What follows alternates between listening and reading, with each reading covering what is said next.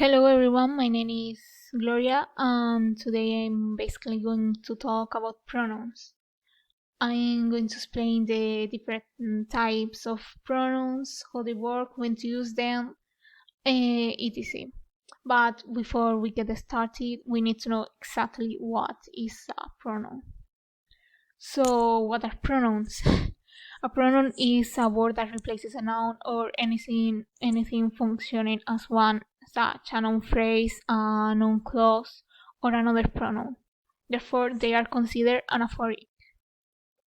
There's a variety of pronouns that can be divided into different groups: personal pronouns, possessive pronouns, indefinite, reflexive, reciprocal.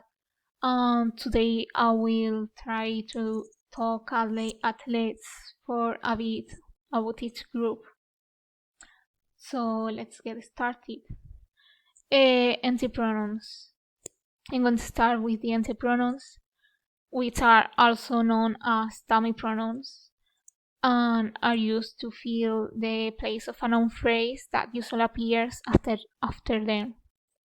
In the case of it works as the subject of impersonal sentences often related to the weather or time. For example, it is raining right now, or it is half past 2.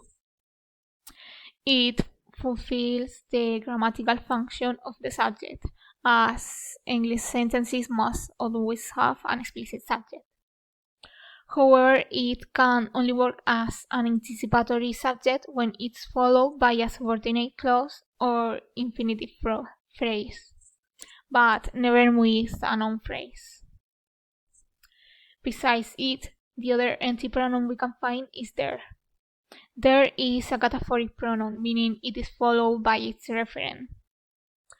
It's used in existential sentences to assert that something does in fact exist. Nevertheless, we should not mix up the existential there with the referential there. They can be distinguished by the fact that existential there fills the subject position, while the referential there can appear in many positions in the sentence, and it has a locative meaning. An example of an existential there would be there lives an old couple with their dog, and an example of referential there would be pat the jacket there. Now moving on to each other and one another. They are reciprocal pronouns, and these pronouns are used when there's a mutual action made by two or more people which is reciprocated. Despite what most people believe, both each other and one another have the same meaning. They are interchangeable, although some people prefer to use each other when they refer to only two people and one another when they are talking about a group of people or simply more than two. Another thing to keep in mind is that reciprocal pronouns cannot be used as the subject of a clause. For example, the sentence each other looked at their eyes will be wrong because each other can't be a subject. I want to lay emphasis on one last thing, and is that reciprocal and reflexive pronouns have different meanings. If we take a look at the sentence Mark and Johnny talk to each other, the reciprocal pronoun implies that Mark is talking to Johnny and vice versa.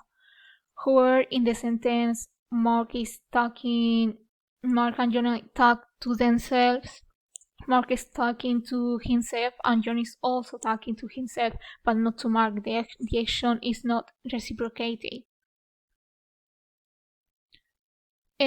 Now, subject and object pronouns. These pronouns are often mixed up by students of English, hence I will explain the difference between them. Subject pronouns carry out the action in the sentence, while object pronouns receive the action and can appear after prepositions. This basic principle is key to understand their usage, especially when dealing with two pronouns at once. So notice that in the sentence, my brother and I both are present for my mother, the subject pronoun is used the subject pronoun I is used as my brother and I is the subject of the sentence. An example of the same sentence where the adjective pronoun is used will be my mother thanked my brother and me. For the present, in this case, we use me. Subject and object pronouns can also appear in comparative clauses. Both have the same meaning, but however, the use of the object pronoun is considered more formal. For example, in the sentence, she doesn't cook as much as him, she doesn't cook as much as he does. They have the same meaning. Reflexive pronouns. Reflexive pronouns. Reflexive pronouns are used with reflexive actions when the referent of the verb is the own subject of the sentence. It's prone to use the reference pronouns, the reflexive pronouns, when the subject of and the object of the verb are not the same. Reflexive pronouns can be used to add emphasis and focus the reader's attention towards an element which is unusual or deserves attention. They can convey the idea of doing something personally without help, and to do so, they usually appear next to the noun. An example of this will be the sentence, Martha herself cleaned the room. Another way to convey this meaning would be by using the preposition by preceding the noun. Martha cleaned the room by herself. In this case, there is a double meaning, without help, which we already mentioned before, but also alone. Now, a common mistake among Spanish speakers is that they believe Spanish reflexive verbs correspond to English ones, but in most cases this is not true. English frequently uses the construction get plus adjective, whereas Spanish uses a reflexive verb to convey this meaning. And we can see it in the sentence, he got lost at the market. To say él se perdió en el mercado, we do not use a reflexive verb in English. Possessive pronouns.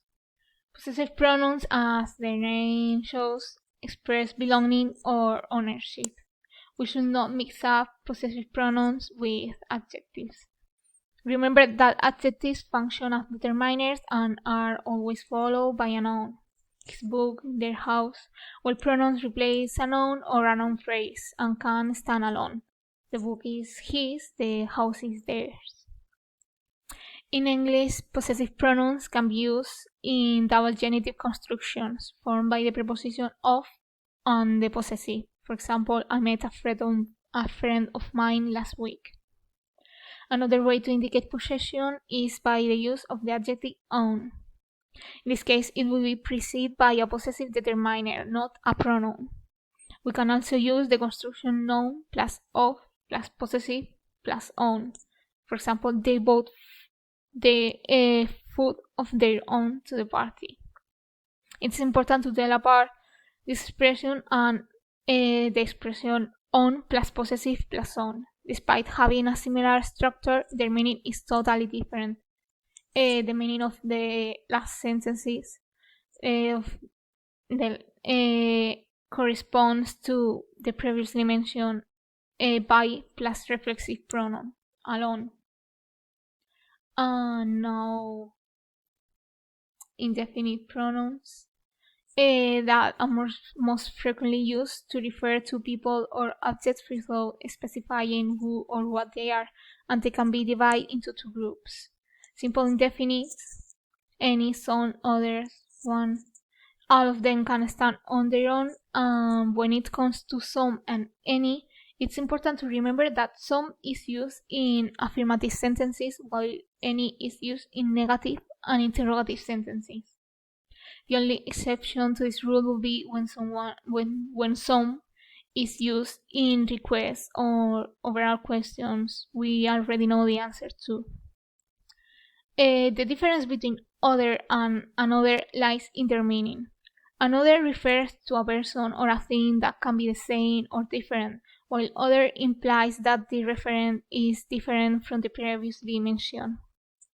As a pronoun, other has a plural form. Now the second group will be compound indefinites. That can be personal or impersonal depending on whether they are formed by adding body or thing. They are always followed by a singular verb. Notice that indefinites that include any can be part of affirmative sentences. For example, I will do anything for you. This happens because despite the common belief among Spanish learners of English, indefinites with any do not convey any a negative meaning, but rather a meaning similar to every. And finally, we are going to end this presentation with a compilation of mistakes, so we can review it together. In the first sentence is everybody play football on Monday mornings. This sentence will be wrong because the subject everybody, despite conveying a plural meaning, must be followed by a singular verb. The correct version will be everybody plays football on Monday mornings. In the second sentence, Jake fell himself down the stairs. The reflexive pronoun is unnecessary. Notice that in English we do not use reflexive pronouns with verbs like fall, break, die, unlike Spanish, caerse, romperse, morirse. No, and the third sentence will be incorrect because the use of the object pronoun me, my classmates and me failed the exam instead of I in a subject phrase, because this is a subject phrase. The correct version will be my classmates and I failed the exam. And last but not least, she did not have nothing to do last week. This is a common case of a double negative, which is considered incorrect in standard English, and a double negative is a construction that appears in sentences where there are two negative forms, and as I said before, it's incorrect in standard English. And that's all. I hope I have helped you learn more about pronouns, and thank you so much for listening to this presentation.